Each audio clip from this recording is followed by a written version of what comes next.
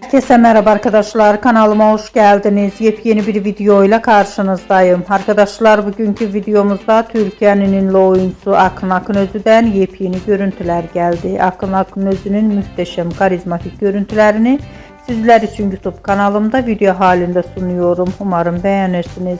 Arkadaşlar, videomu beğendiyseniz kanalımı izlemeyi ve bildirim butonuna basmayı unutmayın. Şimdilik benden bu kadar olsun. Yeni videomuzda görüşmek üzere. Hoşça kalın.